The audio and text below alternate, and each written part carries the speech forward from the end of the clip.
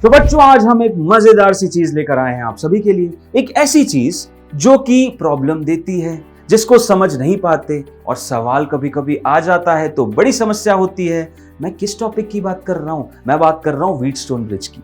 तो इसके थ्रू कोई चार्ज नहीं फ्लो करता, no charge flows through it. तो यहाँ पे इसको लिखने की भी कोई आवश्यकता नहीं है कि नहीं भाई? जब कैपेसिटर में ना कोई चार्ज है तो वो किस काम का? C1:C2 का जो रेशियो है वो C3:C4 के बराबर हो गया, या फिर C1:C3 का जो रेशियो है वो C2:C4 के बराबर हो गया। मतलब इन दोनों का रेशियो इसके बराबर या फिर इन दोनों का रेशियो इसके बराबर हो गया।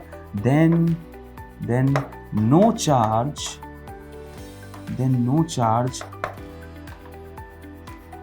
Through C5, that's it. तो एक ऐसा अरेंजमेंट भी ऑल्टरनेट अरेंजमेंट होता है जहां बैटरी थी उसकी जगह कैपेसिटर लगा दी और कैपेसिटर की जगह बैटरी लगा दी, तब भी एनालिसिस सेम रहेगा। तो इसमें भी कंफ्यूज मत होना। और ये आपका हो गया पूरा का पूरा Wheatstone bridge. Hello everyone, I welcome all of you to this very amazing platform of infinity learn by Sri Chaitanya. तो बच्चों आज हम एक मजेदार सी चीज लेकर आए हैं आप सभी के लिए। एक ऐसी चीज जो कि प्रॉब्लम देती है, जिसको समझ नहीं पाते और सवाल कभी कभी आ जाता है तो बड़ी समस्या होती है। मैं किस टॉपिक की बात कर रहा हूं? मैं बात कर रहा हूं व्हीटस्टोन ब्रिज की। व्हीटस्टोन ब्रिज का कॉन्सेप्ट करंट इलेक्ट्रिसिटी हो या कैपेसिटर्स हो, दोनों ही जगह काफी दफा पूछा गया है पुराने सालों में, और ऐसा ही एक पीवाईक्यू मैं आप लोगों के लिए लाया भी हूं। बट वो सवाल आपके लिए है और बाकी सारे सवाल मेरे लिए हैं। तो वही एनालिसिस उसी तरीके से इस कॉन्सेप्ट को भी समझेंगे फटाफट अंदाज में, और बढ़िया से हैक आपको बता के जाऊंगा। व्हीटस्टोन ब्रिज से रिलेटेड जितने भी सवाल आप देख सकते हो या आगे जाके देखोगे, ट्रस्ट मी, इस वीडियो को देखने के बाद वो व्हीटस्टोन ब्रिज के सवाल आपको प्रॉब्लम नहीं देंगे और बड़ी आसानी से आप नीट के सवालों को चुटकियों में सॉल्व भी कर सकते हो। तो आओ सर, देखते हैं क्या लाए हो आप व्हीटस्टोन ब्रिज में। बट आगे बढ़ने से पहले एक सवाल आपके लिए, जो कि ये रहा, effective capacitance between point X and Y of the figure shown is.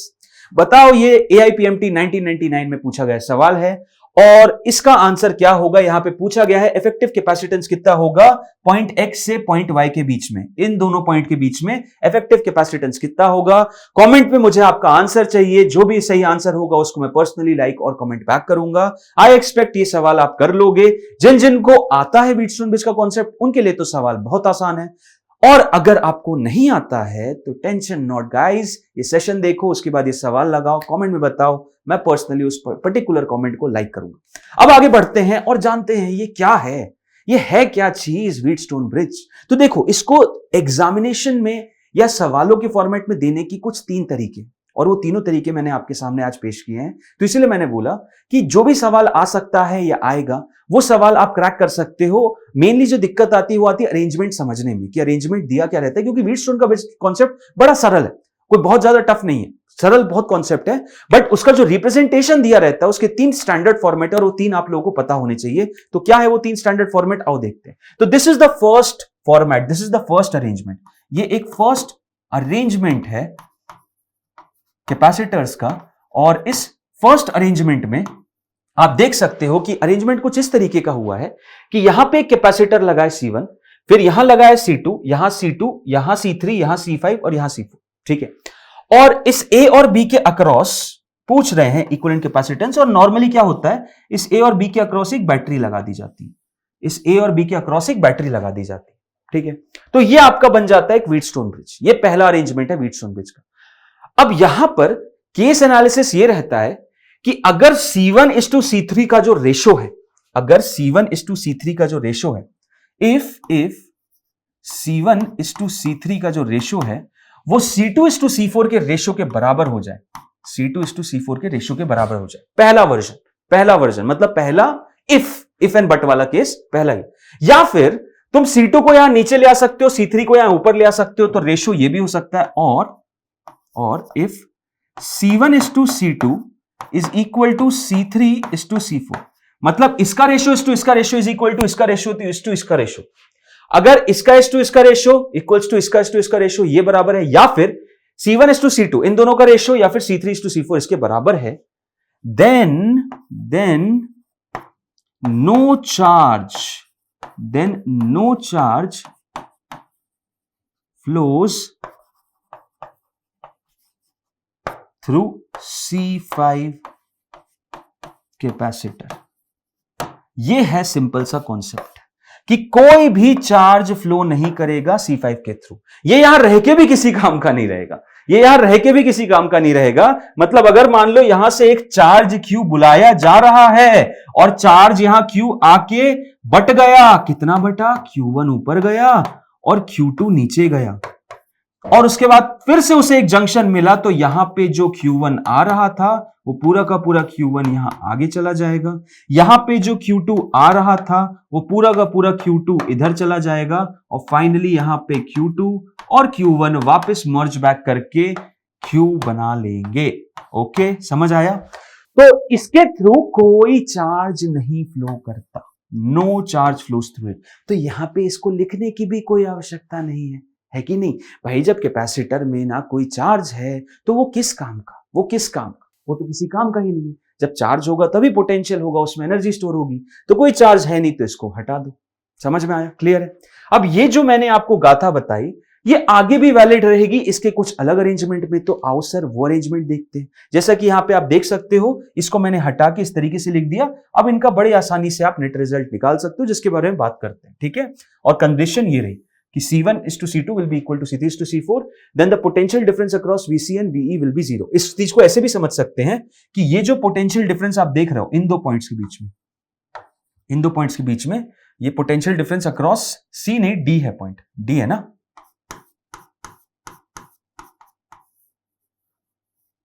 है कि नहीं? D तो है ये। So VD minus VE is equal to 0, या फिर VD की वैल्यू VE के बराबर ही। बिल्कुल जो बोला वही है, जो चार्ज यहां पे बोला no charge flows through it, इसका अर्थ यही है कि VD that is VD is equal to VE। क्योंकि भाई पोटेंशियल डिफरेंस नहीं होगा तो चार्ज तो मूव नहीं करेगा ना, पोटेंशियल डिफरेंस होगा तभी करंट मूव करेगा, करंट रहेगा तभी तो चार्ज का ट्रांसफर होगा। तो कोई पोटेंशियल डिफरेंस ही नहीं रहता उन दोनों पॉइंट्स के बीच में। ठीक है, ओके, सेकंड अरेंजमेंट पे चलते सर। सेकंड अरेंजमेंट ये रहा आप लोगों के सामने, this is basically the second arrangement. ये है आप लोगों का सेकंड अरेंजमेंट।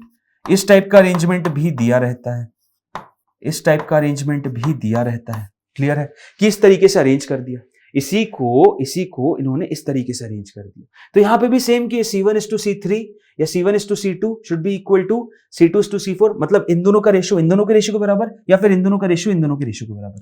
तो इस सिनेरियो में भी C5 के थ्रू कोई करंट नहीं जाता, कोई चार्ज नहीं जाएगा, और अल्टीमेटली डायग्राम यही बन जाता है। Same case. थर्ड अरेंजमेंट क्या होता है? थर्ड अरेंजमेंट ये होता है, this is basically the third arrangement. इस टाइप में आप लोगों को दिया जा सकता है। तो कैपेसिटर को अलग अलग अरेंजमेंट में देख के बच्चों से एक्सपेक्ट किया जाता है कि तुम कंफ्यूज हो जाओ और गलत करके आ जाओ। लेकिन बच्चे अगर शातिर हैं, बच्चों को पता है कि भाई कहां से क्या पता है और कितने सवाल आ सकते हैं, सारे ही कर लिए। एक बात बताओ, अगर जितने केसेस हैं सारे ही निपटा मारे तुमने, तो पूछेगा कहां से? इन्हीं में से पूछेगा। गलत कैसे हो सकता है? फिर तो सही होना है ना। तो तीनों अरेंजमेंट देख लिए तो फिर तो कोई चांस ही नहीं है व्हीटस्टोन ब्रिज गलत होने का। तो यहां पे भी सेम सीन है कि भाई C1:C3 का रेशियो C2:C4 के रेशियो के बराबर होना चाहिए, या फिर C1:C2 का रेशियो C3:C4 के बराबर होना चाहिए। तो इन भैया जी C5 के थ्रू कोई चार्ज नहीं जाता, ये रह के भी किसी काम के नहीं, और फाइनल इफेक्टिव कैपेसिटेंस ये हो जाता है, फाइनल इफेक्टिव डायग्राम ये हो जाता है। अब सर आपने बात तो कर ली फाइनल करके, फाइनल कैपेसिटेंस भी तो बताओ जरा, ए और बी के बीच में कितना होगा? लो भाई लो, बता दिया तुम्हारे सामने, ये रहा, ये तुम्हारे सामने रहा, तीनों केसेस का बता दिया। पहला केस ये रहा, पहला केस ये रहा जिसमें इसके थ्रू कुछ नहीं जाएगा, इसका ये दोनों सीरीज में हो जाएंगे, ये दोनों सीरीज में हो जाएंगे, इनका होगा C1:C2/C1+C2। देखो एक का करके दिखाता हूं। इन दोनों का क्या हो जाएगा? इन दोनों का एक आ जाएगा और इन दोनों का एक आ जाएगा, राइट। अब इसकी वैल्यू क्या होगी? इसकी वैल्यू होगी C1:C2/C1+C2, है कि नहीं? और इसकी वैल्यू कितनी होगी? इसकी वैल्यू होगी C3:C4/C3+C4। और ये दोनों किसमें हैं? ये दोनों कैपेसिटर किसमें हैं? भाई ये दोनों कैपेसिटर पैरेलल में है। ये दोनों कैपेसिटेंस की जो वैल्यू होगी वो पैरेलल एडिशन के अकॉर्डिंग जुड़ेगी, जो कि मात्र C1+C2। तो C1:C2/C1+C2 प्लस C3:C4/C3+C4, यह आ जाएगा आपका net equivalent capacitance between point A and point B. इसमें भी और इसमें भी, क्योंकि यहां पे भी ये किसी काम का नहीं, यहां पे भी ये किसी काम का है। समझ में आया? समझ में आया कि नहीं आया? इस तरीके से तुम equivalent capacitance between A and B बड़ी आसानी से पता कर सकते हो, बहुत आसानी से पता कर सकते हो और फाइनल आंसर निकाल सकते हो। तो ये हो गए मेरे कुछ standard circuits based on Wheatstone bridge and I hope आप सभी को ये चीजें समझ में आई होंगी, बहुत क्लियर कट तरीके से समझ में आई होंगी। एक और इसमें वेरिएशन रहता है, एक ऑल्टरनेट अरेंजमेंट भी रहती है। एक केस में करके दिखाता हूं कि अगर आप ये एनालिसिस लो, अगर आप ये केस लो, ये वाला लेते हैं, स्टैंडर्ड व्हीटस्टोन ब्रिज बेसिकली ये वाला होता है, ठीक है। एनसीईआरटी अगर आप देखोगे तो यही आपका स्टैंडर्ड व्हीटस्टोन ब्रिज का अरेंजमेंट रहता है, ठीक। अब देखो यहां पे एक ऑल्टरेशन कभी कभी क्या कर दिया जाता है कि इन दोनों पॉइंट्स के बीच में लगा दी जाती है एक बैटरी और इधर पे लगा दिया जाता है एक कैपेसिटर। तो ये हो गया C1, ये हो गया C2, ये हो गया C3, ये हो गया C4 और ये हो गया C5। अब भाई जो केस पहले था वही केस अभी भी है। अगर C1:C2 का ratio is equal to C3:C4 होगी, इफ C1:C2 का जो रेशियो है वो C3:C4 के बराबर हो गया, या फिर C1:C3 का जो रेशियो है वो C2:C4 के बराबर हो गया, मतलब इन दोनों का रेशियो इसके बराबर या फिर इन दोनों का रेशियो इसके बराबर हो गया, then no charge through C5, that's it. समझ में आया? समझ में आया क्या? इसके थ्रू कोई चार्ज नहीं जाएगा, इसके थ्रू कोई चार्ज नहीं जाएगा। क्लियर है? तो एक ऐसा अरेंजमेंट भी ऑल्टरनेट अरेंजमेंट होता है जहां बैटरी थी उसकी जगह कैपेसिटर लगा दी और कैपेसिटर की जगह बैटरी लगा दी, तब भी एनालिसिस सेम रहेगा। तो इसमें भी कंफ्यूज मत होना। और ये आपका हो गया पूरा का पूरा व्हीटस्टोन ब्रिज, पूरा एनालिसिस कर दिया है, सब कुछ बता दिया है। अब वो सवाल जो मैंने आप लोगों को दिया था, प्लीज भाई अब उसमें कोई दिक्कत नहीं आनी चाहिए और सब उसका आंसर बताएंगे मुझे कमेंट में। सो फटाफट से उसको सॉल्व करो और मुझे आंसर बताओ। वो प्रीवियस ईयर क्वेश्चन है कि उसका आंसर क्या आएगा। और ऐसे ही मजेदार कॉन्सेप्ट्स अगर आपको पढ़ने हैं, जैसे कि व्हीटस्टोन ब्रिज के या फिर व्हीटस्टोन ब्रिज के ऑल्टरनेट अरेंजमेंट्स, तो भाई जिन ने इस चैनल को सब्सक्राइब नहीं किया है फटाफट से कर लेना, ठीक है। आओ एक और मजेदार चीज है यहां पे जो कि मैं आप लोगों से शेयर करना चाहता हूं, जो कि नॉर्मली आपको मिलेगी नहीं। That is known as extendable Wheatstone bridge. ये भी एक कॉन्सेप्ट होता है, अगर कल को आ जाता है, वैसे नीट का लेवल नहीं है ये, बट क्योंकि हम देख चुके हैं कुछ सालों में नीट के जो पेपर बनते हैं वो काफी टफ भी बन सकते हैं। तो एक एक्सटेंडेड व्हीटस्टोन ब्रिज का भी आपको कॉन्सेप्ट पता होना चाहिए, जिसमें केस ये रहता है कि इसी व्हीटस्टोन ब्रिज जहां पे आप 5 कैपेसिटर का अरेंजमेंट देखते हो, इस चेन को मैंने बढ़ा दिया, एक लैडर स्ट्रक्चर में बढ़ा दिया, यहां पे और सारे लूप्स होने लग गए। तो यहां पे भी सेम केस है, अगर इनका रेशियो बराबर रहेगा, इसका इस टू इसका, इसका इस टू इसका, इसका इस टू इसका, तो यहां पे इसके थ्रू कोई चार्ज फ्लो नहीं होगा और ये अल्टीमेटली इसकी तरह हो जाएंगे। तो सीरीज में इसका इक्विवेलेंट कैपेसिटेंस निकाला जा सकता है। ऊपर वाले का आ जाएगा C/3, नीचे वाले का आ जाएगा C/3 और फाइनली इन दोनों के बीच में अक्रॉस A एंड B अगर मुझसे कोई पूछता है इक्विवेलेंट कैपेसिटेंस कितना होगा, भाई पैरेलल में है तो हो जाएगा 2C/3, ठीक है। सो ये एक एक्सटेंडेड व्हीटस्टोन ब्रिज का कॉन्सेप्ट है जो कि भी आप लोगों को दिमाग में रखना चाहिए, ठीक है। आई सपोज इस सेशन में मैंने पूरा जस्टिस किया है व्हीटस्टोन ब्रिज के साथ, तो इसी के साथ हम इस सेशन को क्लोज करेंगे एंड आप लोग उस सवाल को ट्राई करोगे और कमेंट में उसका आंसर दोगे, ठीक है। सो हम मिलते हैं अगले कॉन्सेप्ट वीडियो में, जहां पे एक बहुत बढ़िया सा कॉन्सेप्ट आप लोगों के लिए लेकर आऊंगा जो कि आपकी overall understanding of the topic को एनहांस तो करता ही है, साथ ही साथ आपको एग्जाम रेडीनेस भी देता है। बहुत सारे यूजफुल टिप्स और ट्रिक्स भी मैं उन सेशंस में देता हूं। सो प्लीज उन सेशंस को रेगुलरली देखो और आपकी तरफ से कोई भी सजेशन है, कुछ भी और आप चाहते हो जिससे आपकी प्रिपरेशन और ज्यादा बढ़िया हो सके, so I am open to your suggestions. आप प्लीज कमेंट में सजेशंस दे सकते हो। साथ ही साथ टेलीग्राम चैनल ज्वाइन कर लेना जो कि डिस्क्रिप्शन में जिसकी लिंक है, क्योंकि वहां पे तो और भी अमेजिंग कंटेंट और क्विजेस होते रहते हैं। So I will sign off guys with this note. Thank you for staying over here. Thank you and bye bye.